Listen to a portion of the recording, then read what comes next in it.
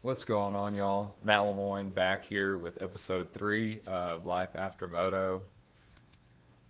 Today, I want to start with early mornings and long drives. I remember that being, as a kid, just traveling back and forth across the country, staying at different training grounds or training complexes and traveling to races, racing one weekend here, next weekend in a different state, and just kind of going back and forth, zigzagging all across the country. My parents spending a lot of money that they didn't have at the time, and you know, being a kid and feeling a lot of pressure to um, win races. My parents were putting me in these positions to do well and succeed, and I think that was the ultimate goal that they wanted to see. Um, yeah, and it just when you see a kid line up at the starting line, there's a whole lot that goes behind getting that kid to the starting line. There's an army of people, financially, sponsors, coaches, you name it. So that's some of the things that I wanted to kind of touch on today. And with that being said, let's dive right on into it. As a kid, I was super fortunate to be able to race dirt bikes. And, it'd be a huge part of my life and kind of shape who I am today. And I feel like that was pretty awesome.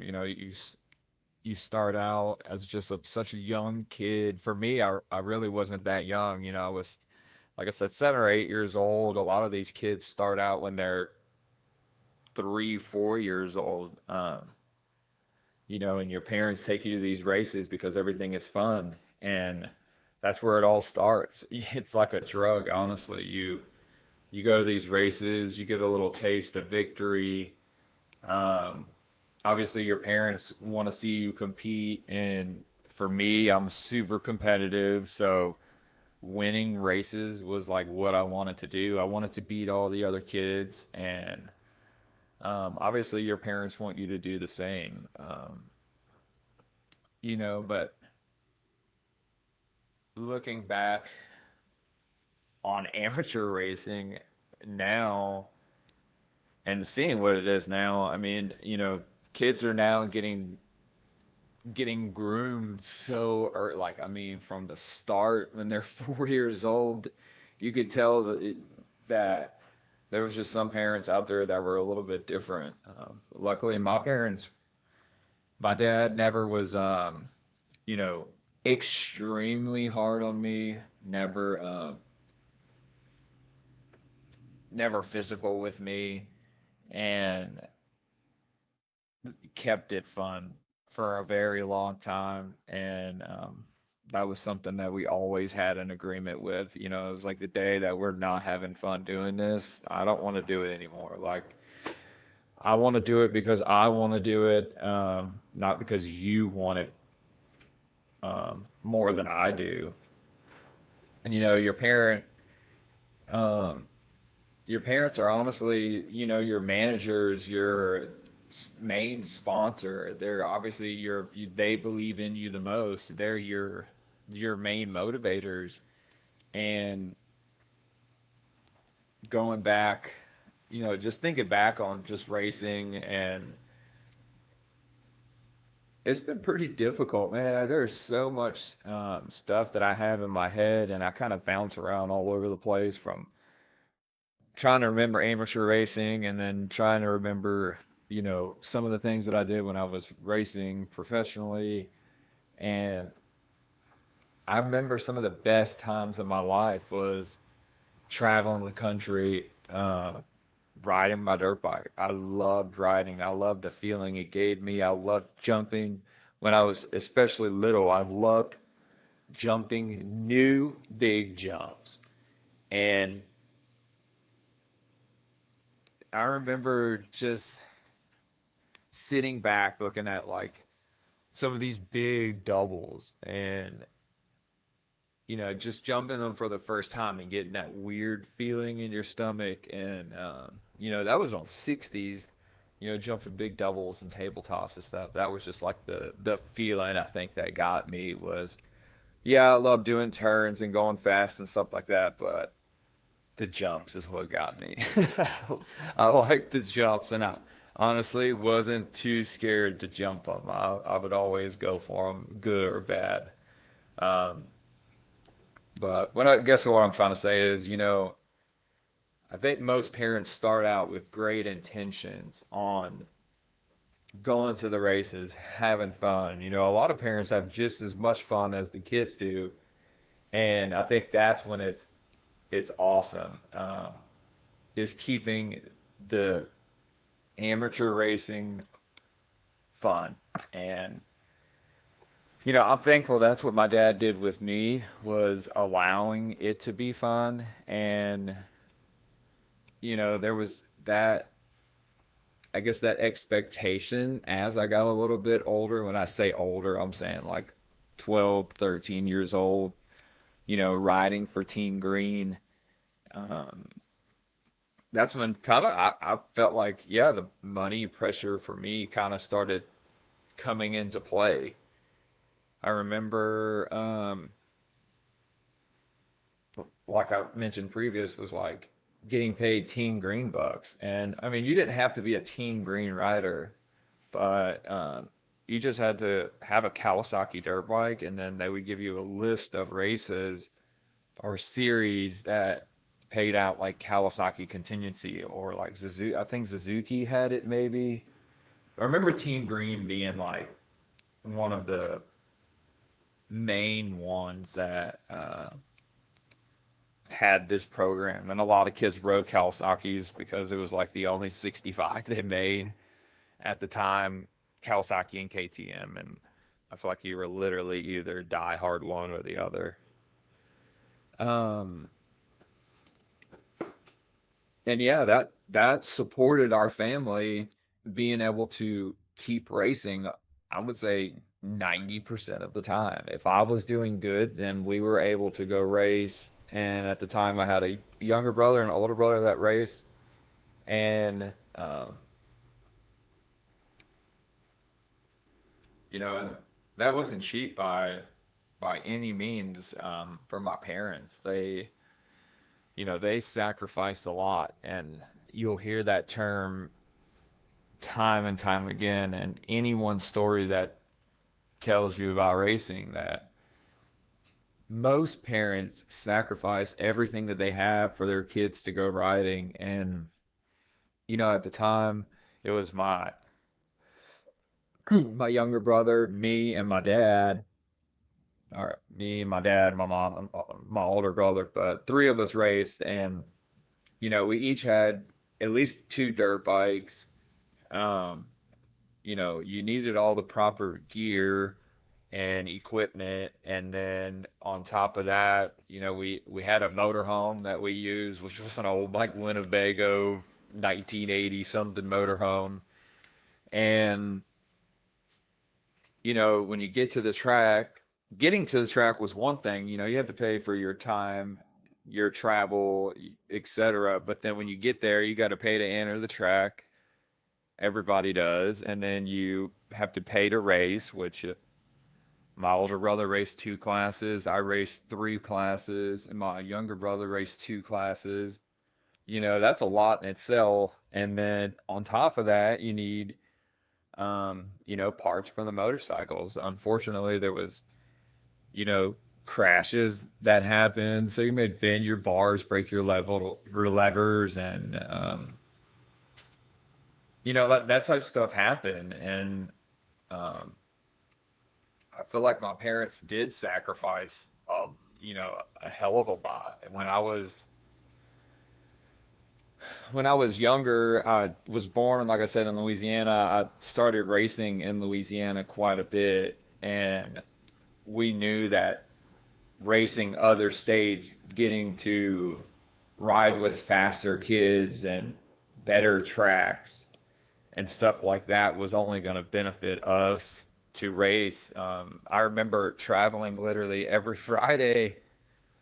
to Swan MX, which we called Tyler at the time, and they always had a Tyler series like every weekend or every other weekend. We would, there was a pack of us and some good friends that I still talk to today that we would all travel up there and race and go back to Louisiana, travel back and forth, and then, um, yeah, I met some people in Texas, the Hewitts, and they like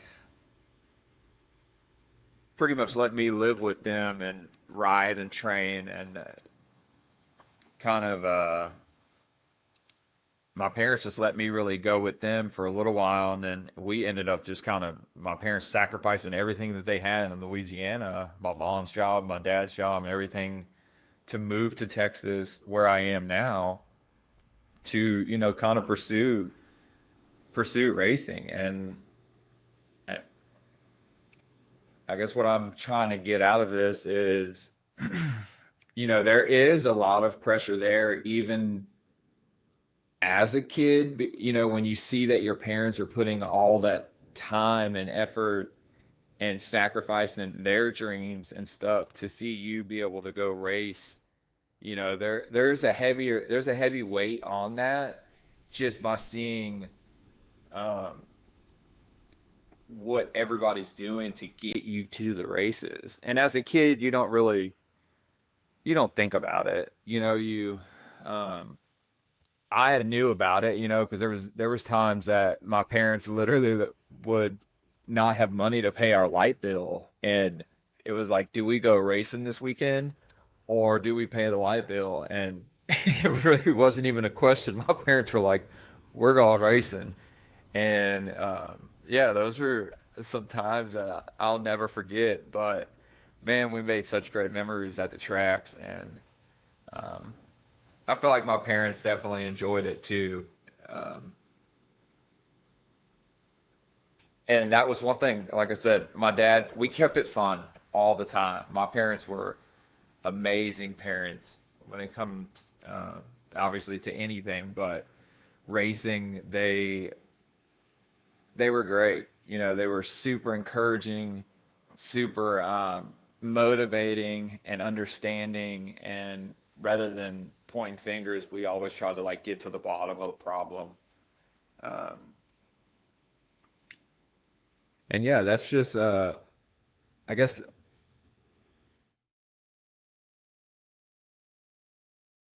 what I'm trying to say is there's just a lot of financial pressure on starting to race, and not as a kid, but as a parent. Looking back on all of it now, it's a big commitment. It's a commitment just to you can be a weekend warrior and it's still quite expensive, but to race and do all the things that you need to do um, can get quite expensive. And with that being said, I feel like it does put a lot of pressure on not so much the kid, because I feel like at the time, whenever you're younger, you're kind of clueless to that stuff. But I think it puts more pressure on the parents, um, for obviously wanting their kids to do well. And I was fortunate enough to, going back, saying like the Hewitts took me in pretty much as one of theirs. Bobby and Karen allowed me to pretty much live at their house, and Hunter and I were like inseparable. It was he had an amazing training facility at his place, and through the years, staying there and riding there a lot, I got to not only ride with him, but and on awesome tracks, but see so many people that were, chasing the same thing we were, from all over the United States, coming there to train and whatnot. And I've seen a lot of stuff that honestly I wish I wouldn't have seen. That, parents putting a lot of pressure on their kids by, being physical with them, yelling at them, screaming at them, you name it, like making them ride even though that they didn't want to ride, making them do motos, and we would be done riding, back swimming as kids in the pool, and then seeing them out there just get tore a new one. And I feel like that turned around and put more pressure on the kids because they're not wanting to let their parents down. And realizing that there was so much invested into the racing already that the kid couldn't just quit, because it's almost like the parents needed a return on investment. And I feel like that might be for a whole other episode to do, but I feel like financially the parents support the kids all the way up to like their pro level, and then once they turn pro, the parents obviously want like a return on their investment. And I feel like if you are in the sport or know someone in the sport, it's, I guess it really doesn't have to just be with motocross, it could be with anything, but you see that once somebody turns pro or signs their contract, or whatever, the parents obviously want to return back for all their time and effort and stuff that they did. So you see the parents sticking around, they're always at the track and stuff like that. And a lot of times it creates a lot of drama.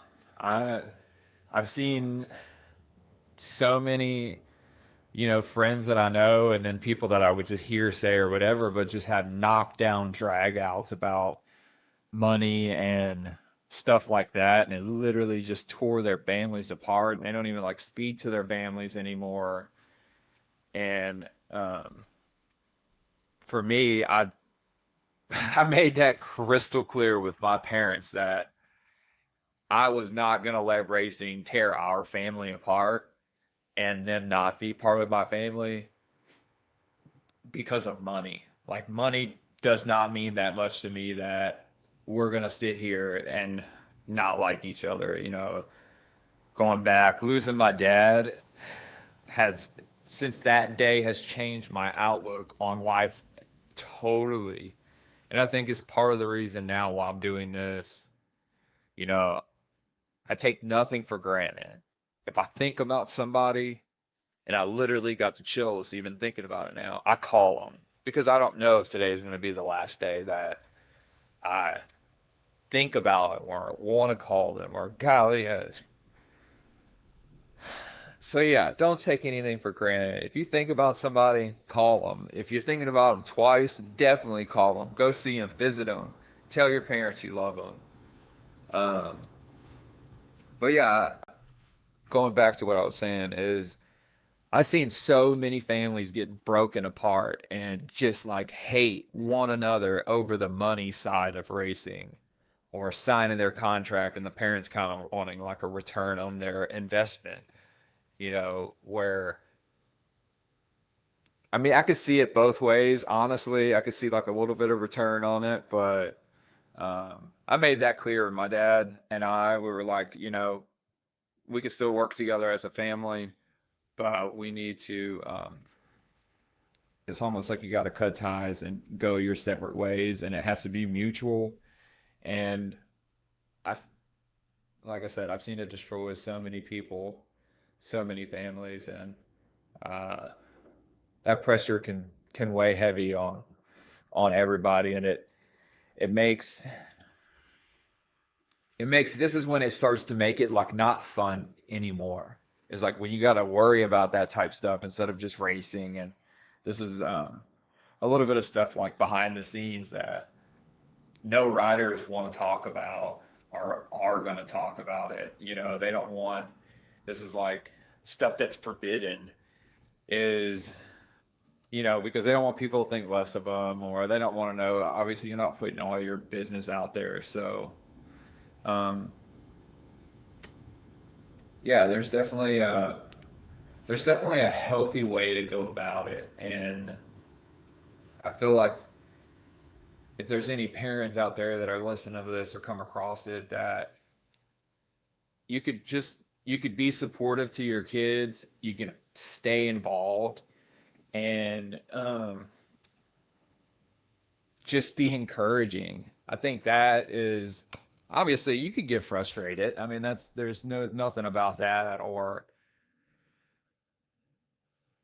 saying that there's some forbidden or I guess a right or a wrong way to do it, but it's like you have to keep it fun. There's so many people that I know and myself included, like shoot, by the time they even get to the professional level, they're already burnt out. That you put so much pressure and you put so much time and travel and emphasis on it that like a lot of kids didn't even get to be kids. Like I didn't have a normal childhood, which I wouldn't trade it for the world. My childhood, when I talk to people, they're like, "You did that?" I'm like, "Dude, we got to travel and race everywhere, and that was just it was fun." But doing it for such a long period of time and trying to pursue racing professionally, could get overwhelming without the right support. So I guess the moral to all of it is keeping it fun.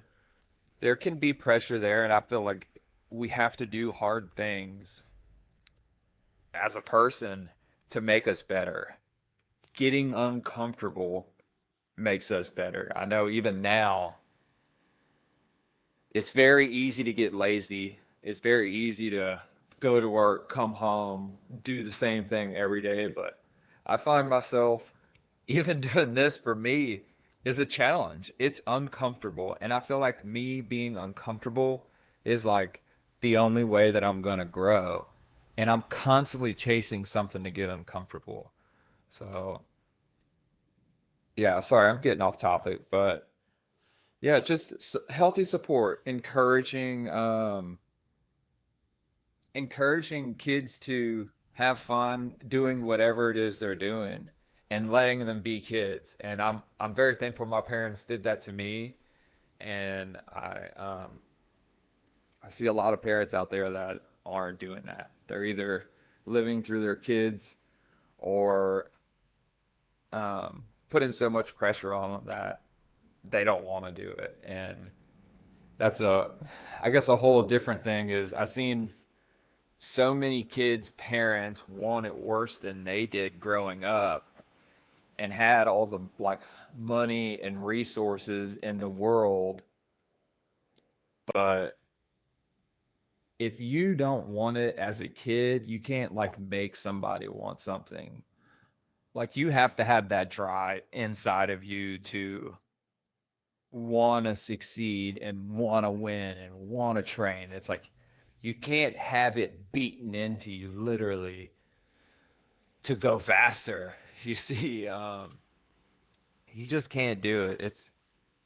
Um, it's not the way to go about things, in my opinion. Your support definitely matters and is everything. And loving what you're doing is in my opinion, is the thing that keeps everybody together. It keeps the ball rolling. Is like the true love for the sport and not chasing something. It's almost just it's like why are you doing it in the first place? That's where um, now being away from it for a while and looking back, it's like I started writing because I loved it as a kid. It was the reason we went to the track. It was because we loved our second family there. We loved our friends there. We enjoyed going, making memories as a family, traveling with our with our family and friends, and just creating these memories, creating stuff that we'll never forget. That was the true meaning behind all of it, and just we were fortunate enough to be able to race as a job, and that I took for granted. I wish, and I mean, I think a lot of people could relate to what I'm about to say is I wish that I knew what I knew now whenever I was racing and didn't take it for granted. I remember one time, I don't, it's probably maybe my second year, I had signed with Star Yamaha, and Bobby Reagan sat me down and he's like, Matt, you only get one shot at this shit, Matt. He's like, you better make it count. And at the time, I was like,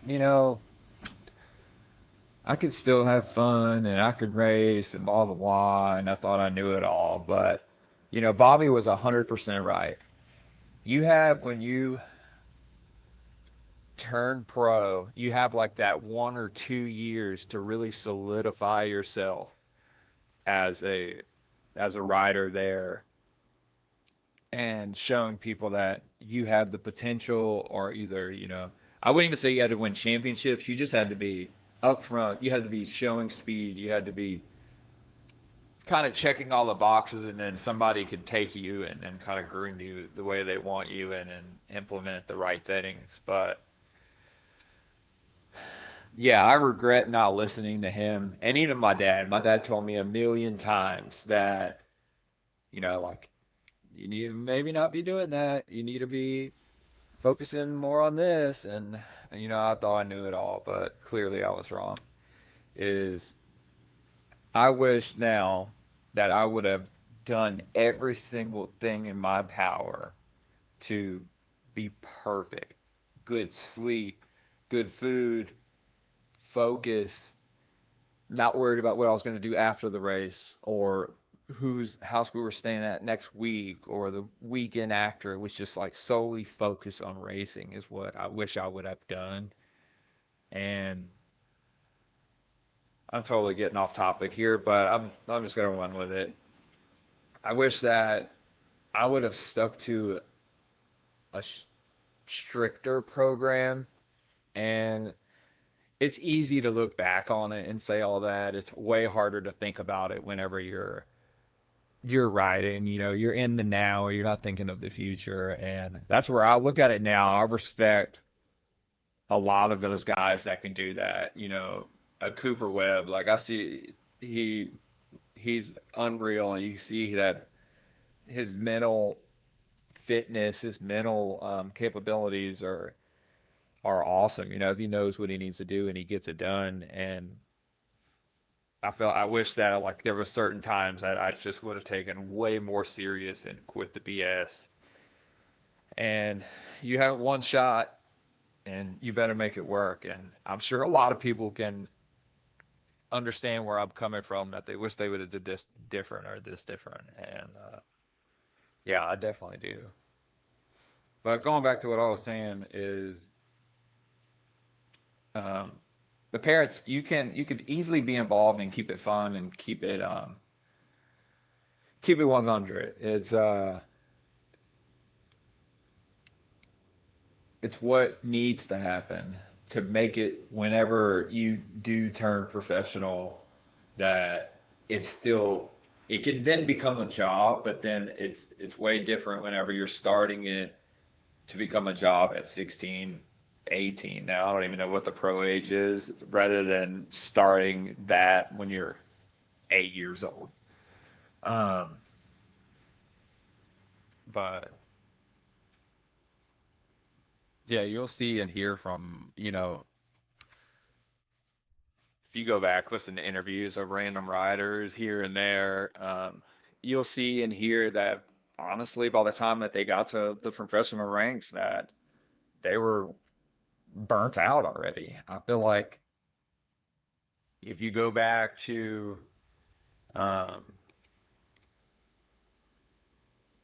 oh, I guess just a few years previous to now, that a lot of guys were retiring, 26, 27 years old. That was the cutoff age almost. I look at it, and some of the guys that I respect the most, Dungy, Villapoto, obviously Carmichael, Stewart, those guys are the best there ever were. But I feel like a lot of those guys retired super early. It's and it could be because it just burnout. You know, it was from doing it for so long, or you know, I don't really know the reason, obviously, but it was keeping it fun. And you see a lot of guys, I think nowadays, from Tomac to you know, Anderson. I respect those guys so much just because you could see that it's like they have fun just riding their dirt bike, and they're gonna, you know, ride as long as it allows them to. That is so awesome to see, seeing people just truly embracing the moment, embracing the riding, seeing their families there, and you know, still winning, still doing great, and you know, being a little bit older in age. To me, I feel like I grew up, and I could be biased, like in the best era of motocross that there ever was. Um,